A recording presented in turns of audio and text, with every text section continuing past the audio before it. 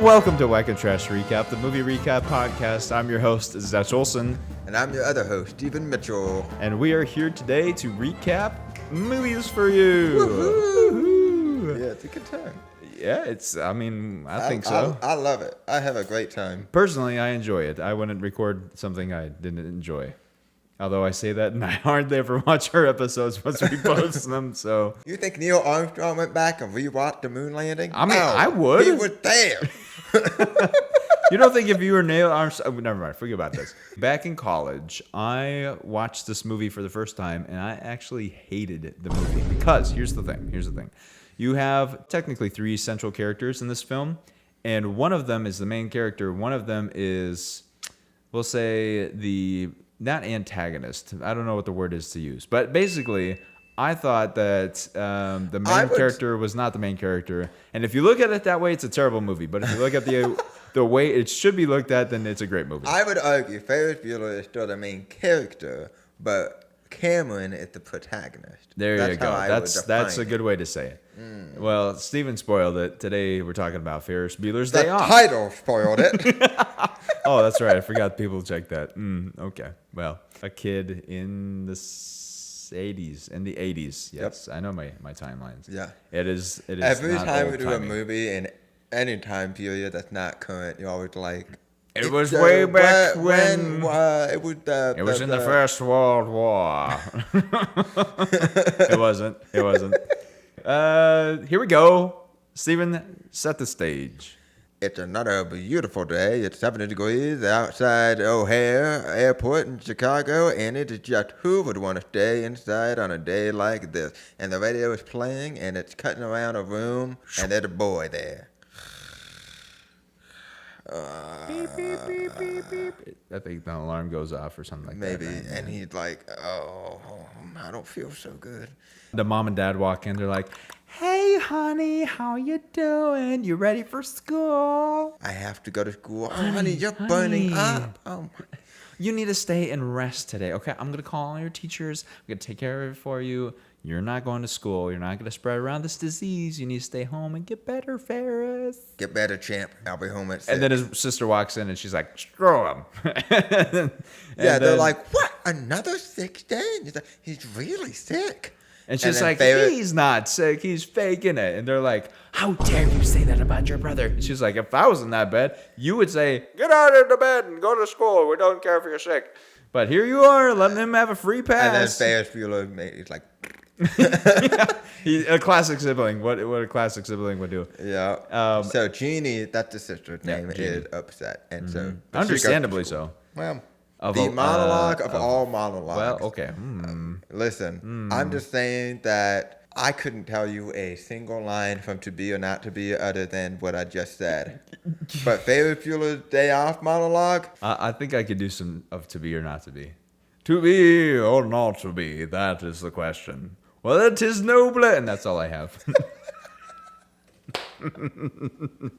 He wakes up and he looks at the camera. Incredible. One of the worst performances of my career, and they didn't doubt it for a second. And he just goes off. He goes, the key to faking out the parents is the claiming hands. I know it sounds gross and childish, but hey, so was school. Now the key to the claiming hand, you gotta lick your palms. You know, and it's just so good. Which I have a question. Did he do it like right before they came into the room? He was just like, and then they walked in, or was it like he licked his hands, like let it sit on there for a little while, you know, get a little residue-y. Sounds like somebody who'd never skipped school. And that's downfall of being homeschooled.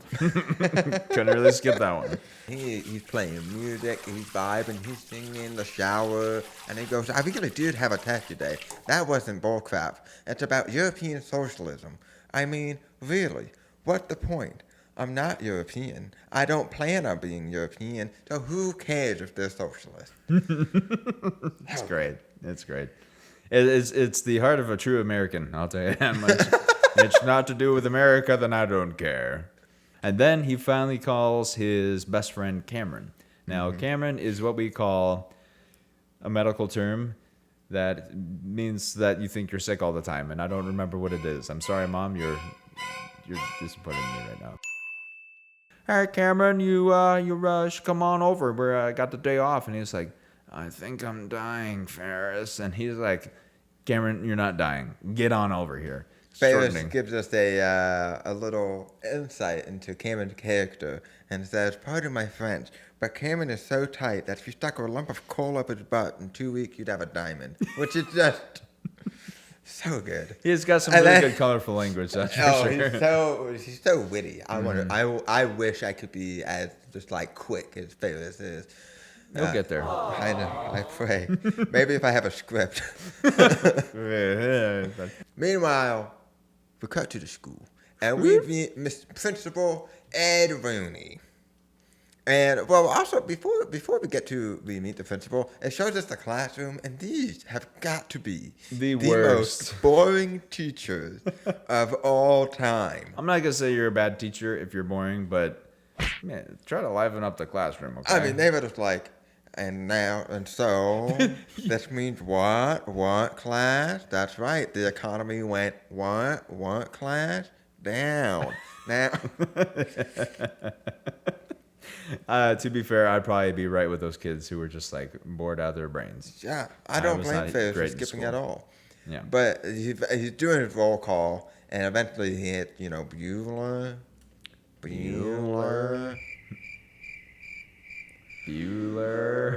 What is that? He's got an assistant. He's got an assistant? The principal. Oh, man, I didn't write this down in my notes. Hang on. Fun fact, I didn't write any notes for this one, so we're winging it the whole time. Her name is Grace. And guess who hates improv? Our entire show is improv. I know. I hate it. So he's like, Grace, come in here. Ferris Bueller has missed 9 days. I guarantee you he's faking it. And so he calls Ferris's mom. Mm-hmm. And it's like, Mrs. Bueller, this is Ed Rooney. Oh, hi, Ed. I'm sorry I forgot to call you, but Ferris is out sick today. Are you aware that Mr. Bueller had 9 days of missing?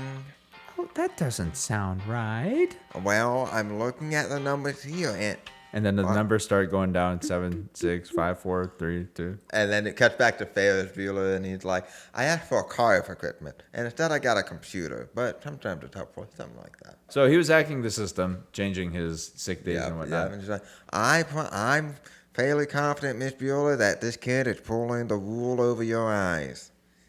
I don't think that's true, but okay, thank you for the heads up, or whatever she says. And so Ed Rooney is on a mission. He is going to catch Ferris in the act. And when he says he's on a mission, this principal is dedicated to making sure that Ferris goes down. I mean, like, he's a bad principal. He leaves school property during school. Like, you should not. You got to look at the whole. Don't get fixated on this one problem student. But he says, like, hey, everybody looks up to Ferris. Like, I think Grace, the assistant, is like, everybody looks up to him. The cool guy, the jock, the motorhead. They think he's a righteous dude. That's his motivation. Is that he doesn't want Ferris' bad behavior to influence everybody else. But it's ridiculous. That's not going to happen. Yeah. Well, you do get thoughts around a school where people are going up to Jeannie and being like, is your brother okay? And she's like, please. And at one point, they even have a can. It's like, save Ferris. He needs a new kidney or something. Yeah, and it's like $3 million. They're like, every penny helps. And she like hits it out of the guy's hand. He's like, yeah, this girl is awful. She wants Ferris to die. And she's like, yeah, I do. Mm-hmm. Or whatever. But you cut to another boring class. Mm-hmm. And the guy is droning on and on. Somebody walks in, a nurse, and you see this girl puts on her jacket. She knows. She's getting ready to go. She knows she's doing it. And they're like, Sloan, we have something to tell you. Can you come on out? What is it? She comes out, and it's this kind old lady, and she's like, your parents called, your grandmother just passed away. And she's like, oh, no. And so then you cut back to Ed Rooney, and they're talking about Sloan having a day off to take care of family stuff. And he's like, I don't buy it. Who's she going with these days? Oh, she's dating Ferris Bueller. Uh-huh. And he just so happens to be sick and have the day off today, huh? I don't know what you're getting at, Ed. He has the sweetest secretary of all time. He gets a call. Hello, this is Sloane's father. Can I talk to the principal, please? How are you doing today, sir? Not too well. You see, my mother has passed away, and I'm gonna need to pick up Sloane early from school today, so we can take care of some you know what? family issues. Yeah, sure. I'd be happy to. Yeah, you just you produce a corpse, and I'll release Sloane. I want to Excuse see me, this sir? dead grandmother at hand. I ought to have you tarred and feathered and run out of the city on the rail. Who do you think you are talking? Bling, bling, bling, bling. Right? Ed said, "Grace, this is just Ferris Bueller." Ferris doing his thing. Bling, bling, bling. Yeah, hello. Hi, Mr. Whatever your name is. This is Ferris Bueller. I just wanted to let you know and ask you if you could have people bring home my test today, so I don't have to miss the test. Thank you so much. Have a great day. Cling. And he's like, Mr. Peterson, I'm so sorry. I can't believe you.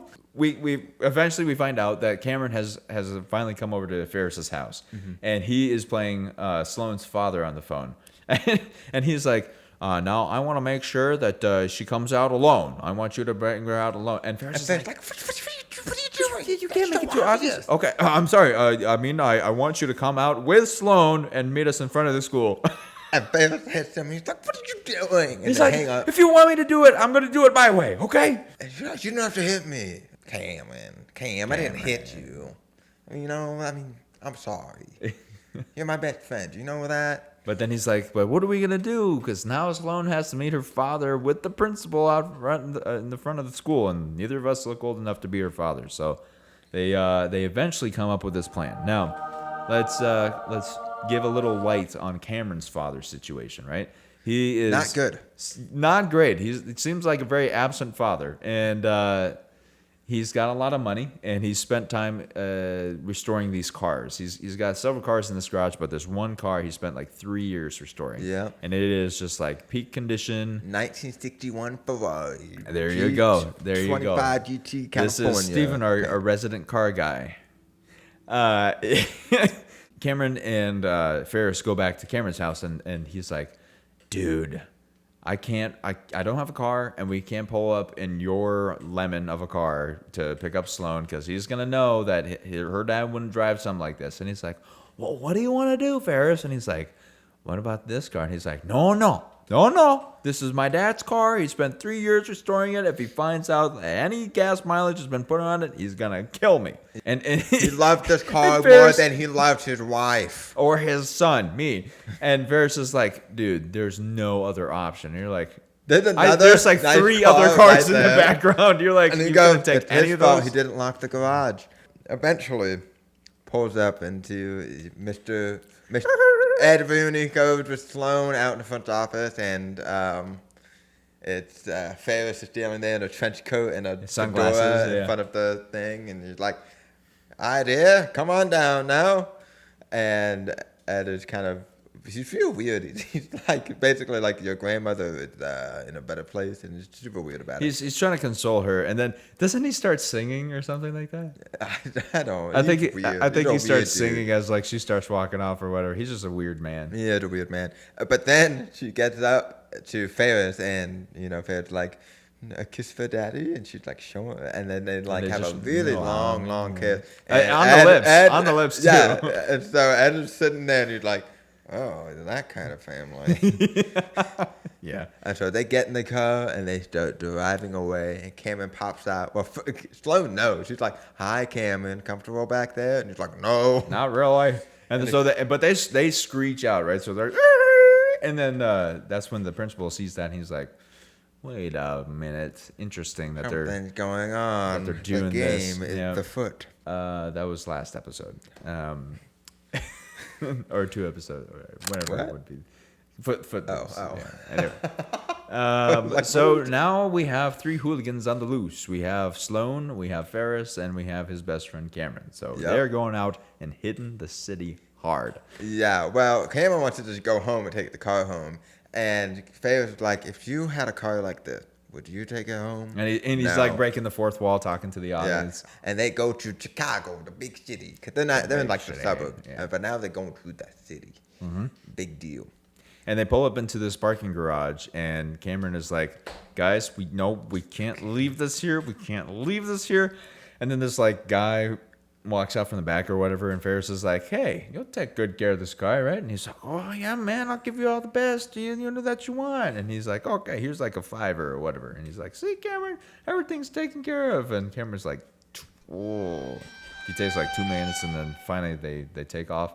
And then as soon as they walk out around the corner, you see 2 guys in the car in the back. They screech out, and they like zoom off into the background. Yeah. Which I'm like, there's no way that those guys didn't lose their job for taking out a car like that. I don't know how they did things back in the day, but apparently surely they would have it was found just out. the wild, wild west. So the first thing they do, I think, is they go up to what was formerly called the Sears Tower. I think, right? Right? That sounds right. Sounds right. Yeah. What is it called now? I don't remember. Not as iconic, that's for sure. I should have gone when I was there, but I didn't. You didn't? You didn't go to the formerly known as the Sears Tower? I didn't even have Chicago pizza. I know. Did you? Did I even go? I don't know. Did you see the bean? I saw the bean from a distance. They had a jazz festival going on, and there's lines of people trying to get in. I was like, I'm not putting up with this, so I took a picture from far away. Anyway, no, thank you for this brief intermission. There's just like, you have like this balcony area that is like pure glass, and then it's just like, glass walls, so that you can see the whole city. And Ferris gets up on the railing. He's like, guys, follow my lead. And then he leans forward and he puts his head against the glass, and they're just like, wow, look at the city. I think I see my down dad. You're like, shut up, Cameron. You don't see your dad. He's so paranoid. He's very schizophrenic. Yeah. And then I go to lunch. And it's just this fancy place. Mm-hmm. And Ferris goes up and he takes a peek at the guest list while the host is away. Concierge. And, I have no idea if that's the right word. Term. And he sees like a name for 3, Uh-huh. and so he comes back and what is it called? He's like, I'm Matt Murdock, and whatever, I don't know. I'm making up names. Okay. All right. And the host guy, who by the way has the best facial expressions I've ever seen. He's just had such control of his eyebrows. Yes. That I've never seen. They were like, if you imagine waves for eyebrows, that's what he had. Yeah. Anyway, so he's like, really? You're Matt Murdock, the Wiener King? Yeah, that's me. That's you. You own a $40 million business. Yeah. And you know what? And he that's exactly who I am. If you don't give me this table, mister. And the guy is like, you know what? I'm going to call the cops. And he goes, well, I'm going to call the cops myself. And so Ferris grabs the phone and he dials the number in. And then the guy like, is Chief. Like, and he kind of huffs off for a second. Yeah. And then the other phone rings. And so he goes and picks that up while Ferris is taking the 911 call, right? Uh-huh. And that's when Sloane jumps on to what Ferris has, and she's like, yes, hello, this is Mr. Murdoch's secretary. I just want to make sure that he's checking in for lunch. And he's like, can you describe him for me, please? A white shirt and a sweater vest and devilishly handsome. I love how you're doing like old Victorian maid. Like, what is it? Look, it's not my strength. We can't do women. I'm sorry. We need a woman on the show so she can do the women parts. Or that would involve talking to women. Hey. Anyway. Ben, please take that out. I think it's hilarious. That's great. It's good okay. time. So then he comes back in, and like the whole time they're arguing. Ferris, you're gonna get busted. And he goes, I'm not gonna get busted by a guy like that. And eventually they somehow call them again on another line, and it's Cameron who goes, this is the chief of police, and it's like a whole thing. Mm-hmm. And so he comes back and, I'm so sorry, Mr. Murdoch. Just right this way. And so then they go in and they eat a beautiful meal. And I'm going to assume they dash and dine. Dine and dash? Oh, absolutely. Right? They did not pay for it. No. Yeah. At one point, Ferris goes to the bathroom and he's like monologuing, doing up his hair, and his dad comes out of the stall right after Ferris leaves. Yeah. And they're like, "Oh, his dad is here." Oh, Interesting. snap. Yeah. And so they leave the restaurant, and his dad is talking to somebody outside a cab, like it's a lunch meeting kind of thing. Mm-hmm. And for some reason, they don't just go back into the restaurant. Instead, they're like, "We need to sneak down." And so they go down, and they like take the dad's cab. He's like reaching for the handle, and the dad's like almost has his hand on the handle. He's just like, But eventually he gets it, right? And so the three of them jump into the cab, and they take off. And then the dad turns right around, and here comes another taxi. So he didn't even realize there was a swap. Yeah. Go back to the suburbs here, and Ed Rooney, he's out. He's a man on a mission. Their homes, because that's where they live. Well, no, first he goes to some bar. Oh, that's right. Which, right? It's a bar, or a barcade maybe. It seems like a bar. Like, So I don't know why he thinks any minors are there. Well, if you're skipping school, obviously you're going to the bar, Right. right? I mean, we know from experience. Come on. Yeah, that's where at 2 p.m. On a Thursday afternoon. That's where I live, baby. Yeah. And so he goes. He sees somebody who looks from behind a lot like Ferris. Which is okay. Have you ever been in that situation where you see somebody from across the way and they either like wave at you or you're like, I think I know that person? What's your go-to move? You're at the grocery store. You see somebody far away, the back of them, and you're like, I think I know them. What do you do? Do you ignore it? Do you go and try to investigate? If I think I know them, Yeah. then I'm just usually like, hey, I don't know you. And then I turn my cart around and I walk the other way. Now, if they're waving to somebody and then it's somebody behind me, but I think it's me, I'm usually like, and then I'm like, oh.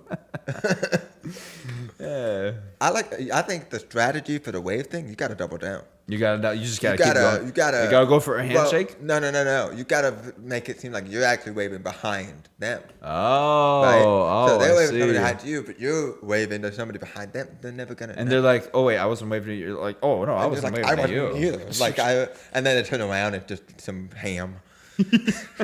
And then, no. But then they turn back around and you're gone. Right, it's a vanishing act. He used more colorful language, but he goes, "Your butt is mine."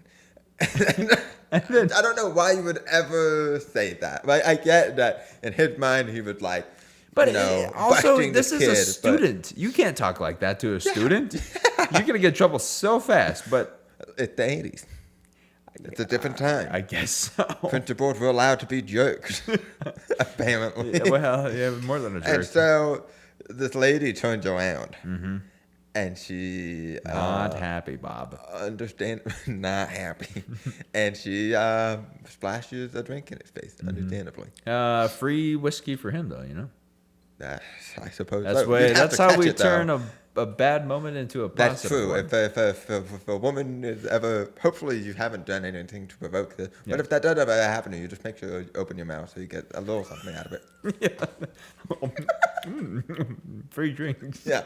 Anyway. They're at a baseball game, and Ferris catches a ball. Mm-hmm. This is important. Mm-hmm. And so now the principal. He decided to go to Ferris's house. I feel like this is illegal to check up on a student like this. Maybe it's not. Maybe you would just call the parents first before going to the person's house. But anyway. He did do that. And actually, Regardless. that's a good point. At some point, Ferris's mom goes home. Yeah. And she's kind of suspicious ever since Ed called her. And she opens the door. There's a body that turns in the bed. It's a mannequin. And you can hear, very clearly tell. But it's because it's got like this plastic arm sticking out the side. Like, but his mom is the least observant person ever, apparently. Yeah. And the door had like a string, so it makes his body look like it's rolling. And he attached like a snore sound effect. That was like... And so his mom thinks he's there, and she goes back to work. Meanwhile, Jeannie is fed up with all of these people who are like, save Ferris. There's like now a sign on the water tower that says save Ferris. And I don't know how they got that up so quick. I don't know. That's a I've never city. seen a public thing like that done. Boy, so if we quickly. could fix our roads like that, oh boy. Dude, they have been fixing these roads outside my house for actually not that long. Well, They're doing a really sick. good job. I have a lot of respect for the people over at T-Dot. Absolutely. Jeannie goes home. Well, because she has a moment where she's like, I'm gonna break this kid. Now you have the principal going after Ferris, and you have Jeannie going after Ferris. Yeah, and so she like busts the door open, and it's just a mannequin that falls out. It flies up and it's like hanging. It's just like, oh, she like punches the mannequin or whatever. She's like, I don't know where he is, but I'm gonna find him. Yeah, so she's pissed. She's in the house. Meanwhile, Ed Rooney is trying to Comes on knocking at the door, and he pushes he pushes the doorbell, and Ferris has set up like this automatic system where like this recording kicks in. Who's there? Ferris, this is your principal. Open the door. I can't come to the door right now. I'm just so sick. I'm afraid I could go down the stairs and slip and hurt myself. Ferris, I want you at this door in 5 seconds. Thank you so much for coming, though. Ferris, Goodbye. Ferris. And then he goes up and he's like, he has a moment of frustration. Then he turns back around and he's just like, no, I'm gonna stay here. And so he presses the doorbell again. Hi, this is Ferris Bueller. Ferris, wait a minute. I can't come to the door right now, but if I might fall down and hurt. And so he realizes it's a recording. Yeah, and so he gets even more frustrated. So now he goes around the side of the house and he's like, all right, I'm gonna break in, which is like, well, I don't know the point of this, because if he knows that it's a recording and Ferris isn't there, like what is breaking in gonna do for him? I don't know. Anyway, he's gonna break in, so he goes up to the window and he like stands up on this block and he's like, how can I get in? And then he slips off the block and he loses his shoe in the mud and he's like, oh dang it! So I have to go around. So he goes around to the dog door that lets the dog in, and he gets down on all fours. He pokes his head through. And the dog is like right there, and he's like, argh. And the guy stays there for like 5 minutes, He's just like, being nice like, dog. nice dog. And then it was not a nice dog at all. And No. I gotta say, I feel like we didn't see the dog until this moment. No, we know we had it. It's surprising to me that they wouldn't have set that up in the beginning. Yeah, probably. But, maybe it got cut. Anyways, so Ed eventually finds a way. He hits the dog with a vase. Is how he... Yeah, he knocks the dog out. And then he enters into the house, and then Jeannie thinks Ferris is home. Mm-hmm. Ed, he hears somebody upstairs think that it's Ferris. And so eventually they like both are at a corner, and then they're like, got you, Ferris, and then they realize who it is, and Jeannie freaks out, understandably, and does it's a a very full-grown impressive man. kick Yeah. into his face. And she runs upstairs and calls the cops. And He goes out the front door, and I guess he had parked on the street, and so his car was getting towed. And he was like, no, man, no, you can't do this to me. And here's like, he's got like a torn pant leg. He's all wet. He's missing a shoe. He's torn up. It's nose bleeding. So that's what's happening at home. Yeah. Back in Chicago, things are going great. The Windy City. The Macy's Thanksgiving Day Parade in June. Well, no, school will be out. Did you say Jaloon? In Jaloon. The common month everybody celebrates Thanksgiving. That's definitely during the school year. It's later hosing day in Chicago. Stick your schnitzel up your nozzle. I'm sorry. Please don't. That's inappropriate. Do you know what a schnitzel is? I don't. It's like meat on a steak. That makes what you said so much worse. That was a hoodwinked reference. Anyway, you continue. Classic. Yeah. For those who saw that fever dream of a movie, we should totally do hoodwink. That would be such a good one. We can. And they're kind of like Ferris is crazy, man. Where do you think he's gonna end up someday? I don't know. Probably flipping burgers. Yeah. And it was like, yeah, probably. But you know what? He's fun. Well, he's a fun time now. Yeah. Yeah. Eventually, the parade ends. Everybody had a grand old time. And they go nuts for this guy who just nobody knows, and he just lip syncs. Like the mayor is like checking like the shoes, like what's the schedule? Which goes to show that karaoke, it really is a good time. Karaoke, whenever you're in doubt, whenever you're just like, you know what this evening really needs? It's always karaoke. Always karaoke. Always the Although answer. I guess he did technically the opposite of karaoke, but whatever. What? Oh. Because he didn't sing. Yeah, He you're was right. lip syncing. But anyway, so they go nuts. They go berserk. Everybody's like, yeah, Ferris. Although nobody says that because nobody knows who he is. Then they make it back to the car, and they're sitting there waiting. And the guys that are driving it around on the joyride like whip back in, and Right before they come back. they're like, it's in perfect condition. They come back and they're like, See, Cameron, there's nothing to worry about. It looked great. That No thing- scratches, which is wild because you see like the guys go over this hill. It's like this shot where the car goes over the camera. You know, the classic driving your car shot. Right. And it like the fender hits the gravel, and I'm just like, no, there's no way there's not a scratch on The that bottom car. of the rubber. They were going definitely like 70 destroyed. miles an hour. You're like, there's got to be bugs all over that thing. I don't know. So they're driving home, and Ferris is sitting there vibing, and he looks at the odometer. Cameron, how many miles did you say this car had? Oh, it's like 786 or something like that. Wait, how many miles is it at now? 100,000? I forget the number. It's like 3,000 or something like that. 3,000. And he just has like the most panicked moment of ever. He's like, "Ah!" And then it does like the shot like out of his mouth of him like. It's like the shot from Home Alone when he realizes he's home alone. Oh, he's yeah. like, ah! You know. And so Cameron has a mental breakdown. Yeah. And they're sitting along the Chicago Understandably River. so. Understandably. Yeah. They're sitting along but if Dad's gonna know, does it matter if it's 5 miles over or 100? Like at that point. If it's 1 mile above, like he's gonna know something happened, right? Yeah. Yeah. But. What's funny is Ferris is like, dude, it's fine. We'll take it back to the garage. We'll put it in reverse, and we'll take the miles. Will roll right off. Yeah. But Cameron is sitting Which there. for our non-auto knowledge people out there, that's not how it works. It did not work that way. But anyway, we'll get to that later. Can you imagine how difficult that would be in everyday life? Because every time you back up out of like your driving. You don't back up that Yeah. far though. I know, but over time, you would have an inaccurate odometer reading. By like a mile, maybe. More than that. Anyway. Every time you back up out of your driveway, I have a long driveway. Well, you live on a hill. It's also not that long. No. It's like 2 feet. They go to a pool. Where at this pool? It is not No one disclosed. knows. I Maybe assume it is Cameron's Cameron's house. Yes. So Cameron's sitting there at a diving board, and he is just like, He's Dazed. like paralyzed. yeah, dazed and confused. Yep. And Matthew Sloan McConaughey. is like, do you think he's actually gonna be okay? Like, is he dead? Oh, he'll be fine. And Ferris is like, well, I think I saw him take a breath earlier, so I think he's still breathing. That's good. And then they're like, Cameron, jump in the water. It's great. It's great. and he finally looks down, and then he just like leans forward and It just falls face in first in. and just stays at the bottom of this pool. And they're like, Cameron. And so Ferris dives in and he grabs him. Cameron, get with me, buddy. He's like slapping him back and forth like, and Cameron.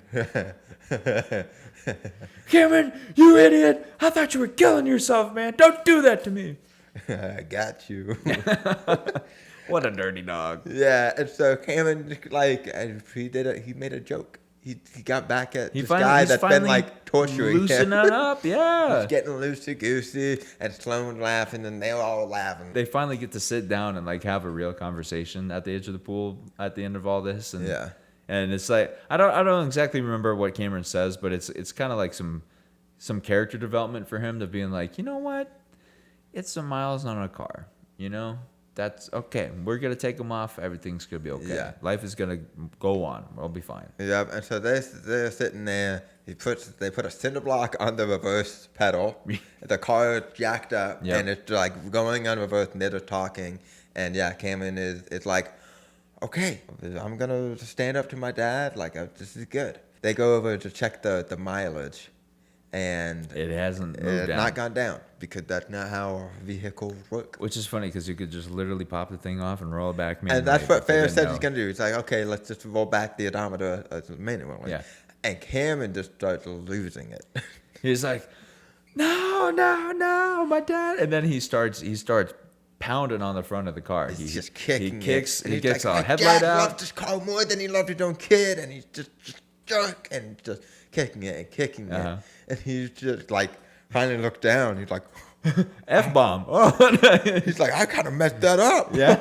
Oh man, I'm in trouble. But you know what? Like this is good or whatever. And then at that moment, the car like falls off the back of the jack, and because it's still going in reverse, it crashes out the back window and lands like down the hill into some trees or whatever. And Ferris looks down and is like, dude, you totaled your car. And he's like, I'll take the blame. And Cameron's like, no, you know what? Forget about it. I'm gonna stand up to my dad. I'm gonna Stand up for my old man. I'm gonna confront him with this because he's loved this car more than he's loved his family, and that's not right. So I'm gonna take the blame on this one. Yeah. And it's this. Okay, so this is the moment where I misunderstood that this movie was Not about Ferris. not really about Ferris. Ferris is the main character, but it's not really about Ferris. It's about Cameron, right? And about his growth through this whole day of rebellion kind of thing. And then eventually him doing the right thing by taking responsibility for his life and confronting his dad in some ways that he should have a while ago. Yeah. About like how he was feeling neglected and rejected and all that And stuff. and like Ferris even makes a point like, no, like I'm the one who took the car out. I could have stopped you. People can't say no to you. You know that, right? Yeah. And it's great. The other person that is deeply impacted by Ferris though, and this whole day off, is Jeannie. Let's come back to her because so she called the cops right when the principal had intruded in her home. And She's they're like sitting upstairs in her bedroom with a gun or whatever. She's like, I have a gun for anybody that's in the house. And so she called the cop, and they think it's a prank call for some reason. And they come, and there's not an intruder there anymore, but the wallet was still there. Yeah. So how no cop noticed that tells me that they were a terrible cop. And they think it's a prank call, so they take Jeannie back to the station to like write her up, I guess, which is insane to me. They're like holding her. Yeah, so she's sitting in the holding area, not a holding cell, right? But she's sitting there, and next to her is some cool guy. Man, mind your own business, okay? Look, I just had the worst day of my life. My brother skipped school. I tried to get him in trouble, and now here I am at the police station. He's like, yo, man, why do you care about so much what your brother does? And she's like, bro, because... Let him live his own life. You live yours. Yeah. And so she learns something very, very deep as well. As like, don't spend so much time in trying to get other people in trouble when you have so much to worry about yourself. It's like focus on you, man. And so mom comes in to pick up her kid from the station. She's mad about it. She's not a great mother. I would be more upset about the cops than anything. Like, oh, my daughter said a man broke into our house and you arrest my daughter? This makes no sense. The Sexism. system is corrupt. Sexism is wrong. And that, you know what? That goes back to a point that Ferris said earlier when he said, I don't believe in an ism. One should believe in oneself. Food for thought. And so mom comes back out and Jeannie just making out with Druggy. Yeah, full time. They are just Frenchie in there. Her It's mom. like some French onion soup up in there. Know what I'm saying? I know what you're Know saying, what I'm dog. I know what you're saying. Her mom's just like, Janie, we need to go now, young lady. And she's like, okay, mom. Now, young lady. Okay, mom. And I'll be waiting in the car. And so she's like, I'll see you later, I guess. And he's like, you didn't even tell me your name. She was like, oh, yeah, I'm Jeannie. Oh, whatever. Yeah. So she learns to let a little bit of rebellion into her life. Yeah. Now, maybe this is a part of the story point that I can't really support that much. Maybe don't let somebody who's a drug addict into your life. Maybe that's not the greatest move on that lesson. Or at least don't like start making out with them. How about baby steps? How about that? Yeah. Let them buy you dinner at least. I mean, come on. You've got integrity. You're worth more than... They got money to buy drugs. They got money to buy you dinner. That's true. Let's be honest with it. Look. If they cared, they would. Right? Isn't that the thing? Jeannie's in the car. She's driving. And she's driving home. Meanwhile, back at the car, they deal with the whole car thing. Yeah. Cameron's going to take the blame. Ferris realizes the time. He's like, 6 o'clock. It's about to hit. Like, oh no. I gotta get home, get in bed. So he bolting home. Eventually, Jeannie sees him running home and is like, oh, you are so busted. And so they start like a street race, basically. Even though she just learned that she doesn't have to worry about it. I know, Whatever. it's really funny, but whatever. So she's like, and like, mom's like, slow down. Slow down, could you? And so then Ferris takes off and he cuts through like a couple neighbors' yards and He he's goes like, through a house at one point. He does. Like, dinner's ready. yeah. So he jumps across like a couple fences and whatnot. There's a massive spider back there. I'm sorry. Hold on. Is that a spider? No, that's a stink bug. Oh, it's a stink bug. Okay. I don't have my glasses on. I'm sorry. I just wanted to catch that before we got too far. I'm sorry. I'm cool, guys. I know. I should have Spider I should have said something different than there's a spider behind you. The father is also on his way home. He runs he's into the most Ferris. oblivious person. Dude, this family needs to wake up more because they miss everything. They do miss everything. And so eventually, Jeannie and Mom make it home, but Ferris starts going through the side door, and he goes to grab the key under the mat, looking for this. And Mr. Rooney. I got you, Ferris. You're gonna be in school for a long, long. What? We've been so worried about you. Shouldn't have been out while you were sick. You trying to walk home from the hospital? And so Jeannie saves his brother. It's like, thank you so much for bringing him home, Mr. Rooney. We were all very worried. And by the way, here's your wallet. And he's just like, And so Ferris rushes upstairs, like, thanks, Jeannie. And sitting there, he gets back in bed, throws all the mannequin off, and then he sees the doorknob is opening. His parents are coming in. What is he gonna do? Oh no! And he grabs a baseball out of his pocket, smashes hit the off button. A remarkable aim, this kid. He's gonna go far. It hits the button and then lands in a baseball glove right there. Yeah, I mean, this guy. It was an incredible aim. The real dude, perfect. You know? Yeah, the original. So his parents come in. They're like, "Hi, Ferris. Did you have a good day, son? You feeling better?" Hi, Mommy and Daddy. Okay, so this is why I hated the movie in the first place. It's because how he manipulates everybody around him and how he lies to his parents, how he gets away with bad things. I think he's the just only not a person good who role doesn't model. manipulate is Sloane. Yeah. He just convinces her to do stuff, but she doesn't really manipulate her the way he does Cameron and his parents. He's just like, here's a good idea. And she's like, okay. Yep. So anyway, let's jump to the takeaways, Stephen. Yes, what are some of your takeaways from this film? Look, if you are confident, you can get away with anything. Yeah, that's I mean. 'Cause that's Ferris's whole MO. Yeah, is he's just boom, walks in the room. Yeah, I'm supposed to be here. What are you gonna do about it? Nothing. I mean, remarkable. A little bit of confidence and a little bit of creativity, right? Because he wouldn't have been able to get the lunch if he doesn't do the whole phone swap call thing. Or get Sloane out. You gotta think on your feet a little bit for sure. Yeah. But confidence. Honestly, confidence can get you a long way. Yeah, and that's lack of confidence, but hindered Cameron so much. You know. Yeah, true. So be bold. Be aggressive. And start a podcast. Aggressive. Well.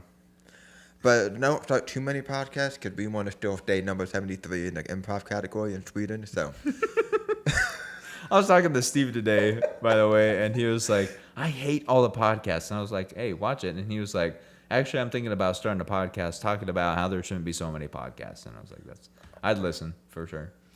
Anyway, my takeaway is be aware of the influences in your life. Because they can either be really good for you or they can be really bad for you. Okay. Case in point, Cameron. He needed some influence in his life to be able to push him outside of his comfort zone, so he made some good correctional steps in his life. Now, I will say that skipping school and doing bad things like lying to people is not a great way to get that, result. And so it's not the greatest way to get there, but at least he got there eventually. So that's true. Make sure that you find people who are like Ferris Bueller that will get you to places that you need to be outside of your comfort zone, but maybe in more ethical ways than he did. Yeah, don't skip school, kids. It's important, because where else would you learn things like we both went to school, and look how we turned out. Yeah, we're so smart. I can tell you, there was a riddle at work today. I still don't know the answer. Okay, give it to me. Let's see if I can everybody get it. else on the show. Don't give me the answer. Let me see if I can get it. I don't know the answer, so I can't give it to you. Well, there you go. Parents, if you have any doubt that your child will make it, look at us, okay? If they can be anything like us, then they have no hope. So what's happening? I don't know. All right. Before we read this riddle. Yes. A third takeaway is learn a good high kick in case your principal ever breaks into your home. You're ready to roll, because that's how Jeannie stopped him. Yeah. I think it was a double kick too. It's like a whoosh, whoosh, it was like the classic 80s bad sound effects. Whoosh, whoosh. So maybe, and then, if you really want to spice up your life, maybe throw in some sound effects too. You know? Yeah, dude. I love sound effects in my Always life. be throwing in sound effects. That's not a lesson from the movie. That's just a lesson from us. In life. Found it. We sound like Eden as a pair. Make us wait. We don't play fair. Sometimes consensus, most times schism. Usually locked away in prism. If by chance you seek, then throw. The serpent seed where we meet low. We carry freight when we meet high, but separate us and we die. And by the way, make us wait is spelled like heavy, like weight. Yeah. Not You, pause. you Kind don't of know weight. what it is? No, do you? It's a pair of helicopters, obviously. Pair of helicopters. I will say though, we sound like Eden is apparently. I thought it was like Eden. literally like it must rhyme with the word Eden. It did not. That was the hint that was given. We sound like Eden, as in like it sounds like heaven, like what That's Eden my was? assumption. We're getting into some garden imagery here. Okay. We can keep going. It sounds like Eden As a pair, as a pair. make us wait, as in heavy. Yeah. Make us wait. We won't play fair. Make us wait, heavy. Make us heavy. We won't play fair. Okay. Sometimes consensus, most times schism. Can you explain the word? What's the origin of the word schism? I don't know the origin of the word schism. Can but you explain the word schism? It's like it's basically a view of something or an opinion in a sense. Okay. So it's mostly viewed in religion, talking about different schisms. Ah, okay. So thanks, guys, for joining us for this episode. If you guys would like to leave us any movie recommendations, please go to wackandtrash@gmail.com and send us a hey, howdy, or how are ya? Or howdy, hey. Or in any language that you would like to, but mainly English because that's what we speak. Otherwise, we have to put it through Google Translate, and, And Google it's Translate not ain't gonna that come across accurate. right. And so before I know it, I'm going to think you're insulting us, unless you are insulting us. Because that's Yes. close us out with your master plan. If you were going to skip school, how would you do it?